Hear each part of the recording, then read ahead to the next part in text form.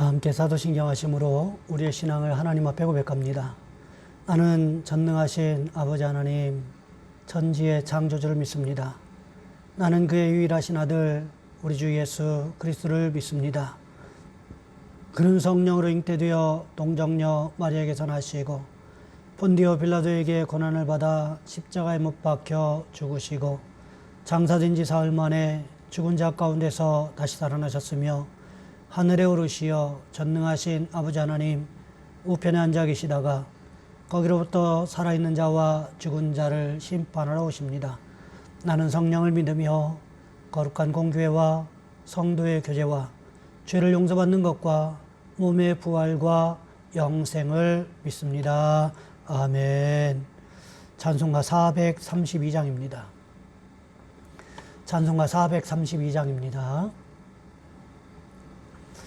그 물결이 설레는 어두운 바다 저 등대의 불빛도 희미한데 이 풍랑에 배저 항해하는 이 작은 배 사공은 주님이라 나 두려움 없네 두려움 없도다 주 예수님 늘 깨어 계시도다 이 흉흉한 바다를 다 지나면 저 소망의 나라에 이르리라 큰 풍랑이 이 배를 위협하며 저 깊은 물이 벌려 달려드나 이 바다에 노저 항해하는 이 작은 배 사공은 주님이라 나 두려움 없네 두려움 없도다 주 예수님 늘 깨어 계시도다 이 흉흉한 바다를 다 지나면 저 소망의 나라에 이르리라 큰 소리로 물결을 명하시면 이 바다는 고요히 잠자리라 저 동력이 환하게 밝아올 때 주 함께 이 바다 건너리라 나 두려움 없네 두려움 없도다 주 예수님 늘 깨어 계시도다 이 흉흉한 바다를 다 지나면 저 소망의 나라에 이르리라. 아멘. 기도하겠습니다. 사랑의 하나님, 우리를 도와주셔서 우리의 삶의 현장 가운데 날마다 하나님께서 주시는 평안이 차고 넘칠 수 있도록 주여 인도하여 주시기를 원합니다. 특별히 하나님, 우리 교회를 도와주시기를 원합니다. 하나님, 코로나19 바이러스로 인해서 제대로 모이지도 못하고 하나님 영상으로 예배를 대처하는 가운데 있는데 하나님, 우리 성도들 불쌍히 여겨주셔서 하나님 성전을 향한 사랑하는 마음, 사모하는 마음을 갖게 하시고 하나님 베푸시는 그 은혜의 자리를 사모하는 귀한 역사가 일어날 수 있도록 주여 인도하여 주시옵소서. 하나님, 우리 교회 사역 가운데 함께 하시기를 원합니다. 모든 사역들이 하나님 멈추어 있는 가운데 있는데 하나님, 우리에게 은혜를 베풀어 주셔서 사역에 대한 간절한 마음이 있게 하시고 사모하는 마음이 있게 하시고 하나님의 은혜를 베풀어 주시는 귀한 모습이 우리의 삶 현장에 더해질 수 있도록 주여 인도하여 주시옵소서. 하나님, 귀한 시간에 함께 예배합니다.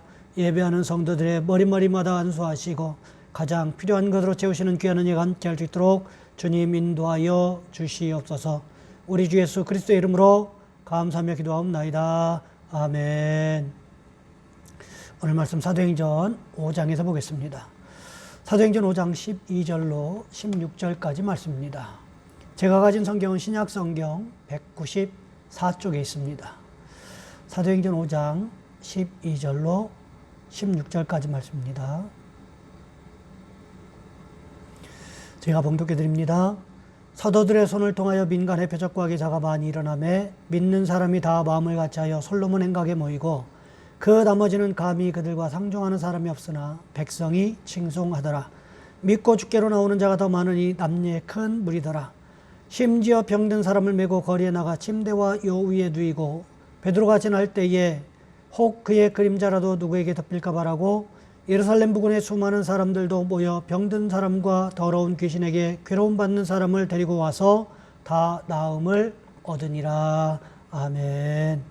오늘 본문의 말씀을 가지고 시험을 통과한 이후라는 제목으로 함께 말씀을 살펴보겠습니다.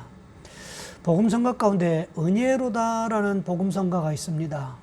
이 복음성가 은혜로다를 작곡하신 장종택 목사님의 이야기이십니다. 13년 동안 미국 유학을 하고요. 한국의 예배를 개혁하기 위해서 다시금 돌아왔습니다. 너무 어렵고 힘든 시간을 보내고 있는데 둘째 딸 온유가 희귀병에 걸렸어요. 항 NMDA 수용체 뇌염이라는 희귀병에 걸렸습니다. 고대병원으로 긴급 이송되었지만 8분 동안 발작을 하더니 뇌사 상태에 빠져버렸습니다. 죽은 것과 다름없는 상황이 되었다라는 거지요. 중환자실에 입원해 놓은 후에 의사 선생님이 이렇게 말합니다. 온유가 중환자실에 들어간 이유는 치료받기 위함이 아닙니다. 온유가 살아나기 위해서는 자신이 살아나는 것밖에는 없습니다. 이 병은 종착역이 없는 긴 마라톤이 될 것입니다. 의사가 이야기합니다. 우리가 수술할 수 있는 방법이 없습니다. 포기 선언한 거지요. 그때 이 목사님이 이런 고백을 했습니다. 세상 사람들은 병원에서 살릴 방법이 없다고 결론 지으며 절망과 포기라는 극한 상황에 내몰려 어찌할 바 몰라 하겠지만 아내와 나는 이제 하나님이 일하시겠구나라는 생각으로 오히려 마음이 놓였다. 여러분, 말씀은 이렇게 하셨지만 그 마음이 얼마나 힘들고 어려웠겠습니까? 사랑하는 딸이 희귀병에 걸려서 뇌사 상태에 빠져 있어요. 중환자실에 누워 있습니다. 그런데 담당 의사는, 주치의는 수술할 방법이 없다는 거예요. 그러나 목사님 내외는 그 딸 온유를 주님께 온전히 다 맡겨드렸습니다. 기도하고 또 기도하고 기도하고 또 기도하고 계속해서 딸 옆에서 기도만 했어요. 열흘을 기도하고 한 달을 기도하고 2달을 기도했는데 어느 날 갑자기 기적이 일어났어요. 이 아이가 하더니 갑자기 예수님, 예수님 이렇게 찾더라는 거예요. 그러더니 8일 후에 또 기적이 일어납니다. 일어서지도 앉지도 못하던 이 온유가, 누워서 꼼짝도 못하고 뇌사 상태로 있던 이 온유가 갑자기 일어나 걷기 시작한 거예요. 하나님이 역사하신 것이지요. 이 고난을 통과한 후에 이 목사님이 이렇게 고백합니다. 저에게 고난은 특별한 은혜입니다. 고난 때문에 하나님께 더 나아갈 수 있었으니까요. 딸아이가 중환자실에 있는 것을 보며 생각했습니다. 아, 내가 할 수 있는 일이라고는 없구나. 하나님이 하셔야 되는구나. 24시간 기도하지 않을 수 없는 상황에서 하나님과 더 친밀해졌습니다. 여러분, 우리도 이런 상황 가운데 있다고 한다면, 이런 고난과 시험을 통과하는 중이라고 한다면 어떤 생각이 들겠습니까? 하나님을 원망할 수도 있을 거예요. 하나님 앞에 내가 어떻게 했는데 나한테 왜 이런 일을 만나게 하십니까? 불평불만을 이야기할 수도 있을 것입니다. 하지만 우리가 먼저 생각해야 될 것은 하나님께서 이 모든 것을 허락하신 것에는 분명한 이유가 있다라는 거지요. 지금 당장은 왜? 이런 질문에 대답하기 힘들지만 시험을 다 통과하고 고난을 다 통과한 후가 되면 그 답을 발견할 날이, 그 답을 찾을 날이 반드시 온다라는 거지요. 오늘 본문에도 보시기 바랍니다. 아나니아와 삽비라 부부가요, 거액을 헌금하고 죽었습니다. 엄청난 일이 벌어진 거지요. 여러분, 이 말씀을 읽고 안 죽으려면 헌금도 하지 말아야 되겠구나, 이렇게 결론을 내린다면 성경이 말하고자 하는 바와는 전혀 상관없는 결론이 될 수 있다는 거죠. 아나니아와 삽비라 부부가 죽은 일이 예루살렘 교회와 예루살렘 성 안에 파다하게 퍼졌을 것입니다. 그러면서 많은 사람들이 한 일이 무엇이었습니까? 오늘 본문 12절 말씀해 보시면 이렇게 기록하고 있습니다. 사도들의 손을 통하여 민간의 표적과 기사가 많이 일어나매 믿는 사람들이 다 마음을 같이하여 솔로몬 행각에 모이고, 우선 무엇을 기록하고 있습니까? 사도들을 통해서 사람들 사이에서 표적과 기사가 많이 일어났다 기록을 하고 있습니다. 왜 그랬을까요? 예수님께서도 천국 복음을 가르치시기 전에 어떻게 하셨습니까? 각종 병에 걸린 사람들, 귀신 들린 사람들, 연약한 사람들, 이런 사람들을 치료해 주셨어요. 왜 그랬을까요? 기적과 표적이 나타나면 구경꾼들이 몰려들게 되어 있다는 거지요. 구경하는 사람들이 나타납니다. 그런 사람들이 몰려들어야 천국 복음도 가르칠 수 있기 때문에 예수님은 먼저 병자들을 치유하신 거예요. 여러분, 그 다음에 일어난 일이 무엇이었습니까? 믿는 사람이 마음을 같이하여 솔로몬이라고 이름이 붙여진 행각에 모였다, 이렇게 기록을 하고 있습니다. 그런데 이것이 비정기적으로 모인 모임이 아니었다라는 거예요. 어떻게 모였습니까? 우리말 성경에는 표현되어 있지 않지만 영어 성경과 원어 성경에 보시면 정기적으로, 규칙적으로 모였다, 이렇게 기록을 하고 있습니다. 무슨 뜻입니까? 서로 모이는 시간이요, 약속이 되어 있었다라는 거예요. 우리도 약속이 되어 있지 않습니까? 수요 예배는 7시 반, 주일 예배는 11시. 그래서 사람들이요, 솔로몬 행각에 약속된 시간에, 솔로몬 행각에 모이도록 약속된 시간이 있었음을 성경은 기록하고 있다는 거예요. 아나니아와 삽비라 부부를 통한 시험이 통과한 이후에 예루살렘 교회 안에 생긴 것이 하나가 있었는데 정기적인 모임을 갖는 것이었다, 성경은 이렇게 기록하고 있다는 거지요. 그것뿐만이 아니었습니다. 교회가 사회로부터 칭찬을 받기 시작했다는 거예요. 왜 그랬을까요? 여러분, 한번 생각해 보자는 거예요. 아나니아와 삽비라 부부가 베드로 사도를 속이려고 하다가 거짓말했다가 죽었습니다. 그러면 이 사건이 일어난 후에 어떤 일이 벌어졌을까요? 그 어느 누구도 베드로에게 거짓말하려고 시도하지 않았겠지요. 왜요? 거짓말하다가는 아나니아와 삽비라 부부와 같이 죽을 수도 있다는 두려움이 생겼기 때문일 것입니다. 그러니 예루살렘 교회는요, 하나님 앞에, 사람 앞에 정직한 교회가 될 수밖에 없었다라는 것입니다. 그러니 사람들이 한편으로는요, 예루살렘 교회와 사도들을 두려워하면서도 다른 한편으로는 성도들의 말을 100% 신뢰하는 이런 일이 벌어졌을 것입니다. 그러니까 예루살렘 교회 성도들은요, 내가 예루살렘 교회 다닙니다, 이렇게 이야기하는 것만으로도 칭찬받는 대상이 되었다라는 거지요. 예루살렘 교회 성도들의 말이라면 무슨 말이든지 어떤 말이든지 믿어주는 그런 일이 있었을 것입니다. 여러분, 우리나라도요, 초기 교회사를 살펴보시면 교회와 성도들이요, 많은 사회의 사람들로부터 칭찬받았던 기록이 있습니다. 지금은요, 오히려 세상이 교회를 염려해주는 시대가 되었지만 초기 한국교회는 정직을 무기로 한국 사회에 커다란 영향력을 끼치고 있었다는 거예요. 여러분, 오늘 말씀해 보시면요, 여기에서 그치지 않습니다. 오늘 보면 14절 말씀해 보시면 이렇게 기록하고 있습니다.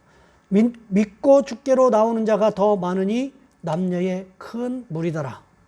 두려워서 예루살렘 교회 성도들과 상종하는 사람들이 없기도 했지만 반면에 백성들로부터 칭송받은 결과가 무엇이었습니까? 예수님을 구주로 그리스도로 믿겠다고 고백하는 사람들이 점점 더 많아졌다는 거예요. 한번 생각해 볼 필요가 있습니다. 사도행전 2장 41절 말씀에서요, 베드로가 오순절 설교 후에 신도의 수가 3,000이나 더했다 이렇게 기록하고 있지요. 사도행전 4장 4절 말씀에는 남자의 수가 5,000이나 되었더라 이렇게 기록하고 있습니다. 이전에 두 번은요 3,000명 5,000명은 어렵고 힘들기는 했지만 그래도 숫자를 파악하는 것이 가능했다는 거예요. 그런데 오늘 본문 14절 말씀해 보시면요 남녀의 큰 무리다 이렇게 기록하고 있다는 것입니다. 무슨 뜻일까요? 숫자를 세다가 포기했다라는 뜻일 수도 있다는 것입니다. 왜 그랬을까요? 도저히 셀 수 없을 정도로 수많은 사람들이 예루살렘 교회로 구름대같이 몰려드는 일들이 생겼다는 것입니다. 그 사람들이 하나같이 예수님을 주님으로 모시겠다고 예수님을 그리스도로 고백하고 있었다라는 것입니다. 이것이 예루살렘 교회가 얼마나 큰 사회적인 파장력을 가지고 있었는가, 파급력을 가지고 있었는가를 단적으로 표현해주는 말씀이라는 거지요. 그런데 이런 일이 어떻게 가능했습니까? 사도행전 5장 1절부터 11절 말씀에 기록된 아나니아와 삽비라 부부의 시험을 통과한 이후에 교회가 폭발적으로 성장하기 시작했다는 것입니다. 교회는요, 반드시 시험을 통과하게 돼 있어요. 그런데 그 시험을 어떤 자세로 통과하느냐가 중요하다는 것입니다. 사람의 방식으로, 사람의 지혜로 통과하느냐, 아니면 하나님의 방식대로, 하나님 기뻐하시는 방법대로 통과하느냐, 이게 중요하다는 거예요. 하나님께서 기뻐하시는 방법대로 시험을 통과하게 되면 하나님 반드시 그에 합당한 보상을 하신다는 것입니다. 여러분, 그러니 우리는 어떻게 해야 될까요? 시험을 통과한 후에 우리에게 부어주실 그 하나님의 축복을 바라보면서 시험을 믿음으로 넉넉히 이겨나가는 믿음의 사람들이 되시기를 주님의 이름으로 부탁을 드립니다. 가정예배 지침서 마지막 부분에 보시면 공동 기도 제목이 있습니다. 제가 읽어드리겠습니다. 주여, 이 나라와 이 민족을 도와주셔서 모든 성도들이 한마음 한뜻으로 기도하여 하나님의 뜻을 구하게 하옵소서. 이 나라와 이 민족이 이번 코로나19 바이러스를 잘 극복하고 하나님의 은혜를 고백하는 민족이 되게 하옵소서. 국민들이 코로나19 바이러스로 인한 두려움으로부터 하루빨리 벗어나게 하시고 방역의 최전선에서 일하는 일꾼들이 피곤하거나 힘들지 않도록 도와주시옵소서. 우리 가연교회가 기도가 지속적으로 이어지는 교회, 예배를 사모하는 교회, 말씀의 능력이 나타나는 교회가 되게 하옵소서. 이번 코로나19 바이러스로부터 성도들의 건강을 지켜주옵소서. 코로나19 바이러스로부터 우리의 직장과 사업장, 가정을 지켜주시고 주님께서 약속하신 평안이 넘치게 하옵소서. 가정예배 지침서를 통하여 하나님의 말씀을 깨닫게 하시고 지속적으로 예배하는 예배 공동체가 되게 도와주옵소서. 우리의 자녀손들을 도와주옵소서. 새롭게 진학하는 학생들에게 좋은 선생님과 좋은 선배님들, 친구들을 만날 수 있는 만남의 축복을 허락하시고 직장에 들어간 청년들에게 잘 적응할 수 있는 적응력과 좋은 상사와 동료를 만날 수 있도록 만남의 축복을 허락하옵소서. 직장의 문제를 가지고 기도하고 있는 우리 청년들과 자녀손들에게 주님께서 가장 합당한 직장을 허락하시는 은혜가 있게 하옵소서. 이 5가지 기도 제목과 또 우리 교회도 하나님께서 부어주실 그 은혜를 바라보면서 이 모든 과정들을 묵묵히 잘 이겨나갈 수 있게 달라고 이 시간 우리 주여 한번 간절히 부르신 후에 한 목소리 함께 기도합니다. 주여, 사랑의 하나님, 우리를 도와주시기를 원합니다.